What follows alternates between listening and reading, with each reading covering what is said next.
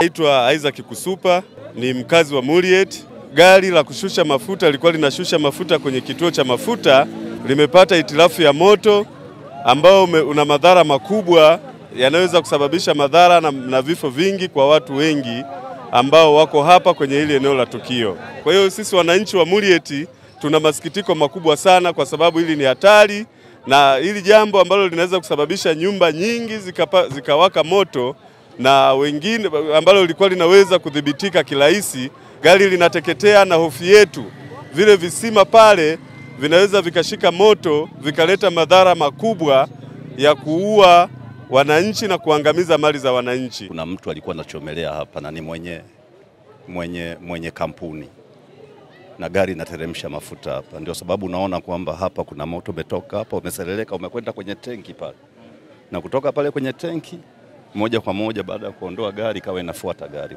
Nataka kuongea ukweli kwa sababu tayari wamekwisha fanya makosa. Na mtu akishafanya kosa ni lazima akimbie. Sasa ukijaribu kuangalia mtu vile kuweka kituo cha mafuta hapa kwenye maeneo ya watu, kwa kweli haileti. Si hata stiki unaziona ziko pale. We stiki unaziona ziko pale. Zile ni stiki za kuchomelea, welding. Kwa hiyo naelekea alikuwa anachoma mavyuma yake pale na vipande vinaonekana wazi.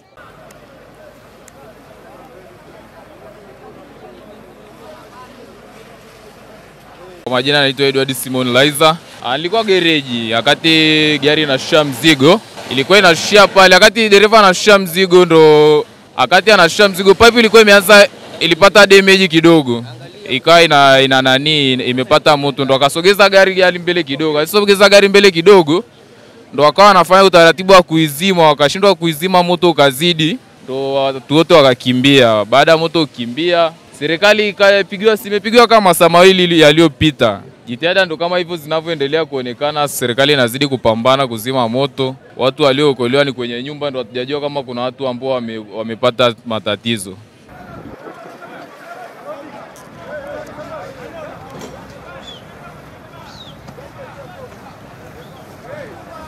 Naitwa Oswald Mwenjejere, kaimu kamanda wa Jeshi la Zimamoto na Uokoaji mkoa wa Arusha. Kwa kilichobaki tupoze mazingira yenyewe yalivyo, ili zile pavement zije kaleta joto zaidi na kuweza kusababisha moto mwingine. Kwa sababu tumefika hapa tumekuta gari ishashika moto. Kwa sasa hivi tunajaribu kujua chanzo ni nini. Tunaendelea kukitafiti, bado hatuna uhakika nayo, kwa sababu moto hujaanzia pale gari ilipo. Umeanzia eneo lingine mbali na pale gari ilipo. Kwa hivyo tunatafuta wahusika walioona mwanzo, ili sisi tuanze kufanya uchunguzi wa kina. Ni lazima tujue moto ulianzia wapi. Kwanza ni taharuki kwa wananchi ambao kimsingi wamepata madhara mbalimbali. Wengine wamefaint, wengine wamepata madhara ya kiafya ya kawaida, lakini kimsingi wote kwa sasa hivi kwa hali yao ni salama. Na madhara mengine ni kwamba unaona gari yenyewe imeharibika upande wote wa nyuma, imeweza kuwa imeungua, lakini unaona mafuta yamemwagika, na nyumba iliyokuwa jirani hapa unaiona imeungua upande wa chini paa lake. Kwa kimsingi bado hatujajua hasara rasmi kwamba ni kiasi gani kimeathirika, lakini kwa macho tunaona athari yake ni gari kuharibika na kupata madhara kidogo kwenye jengo lililokuwa jirani na hichi kituo.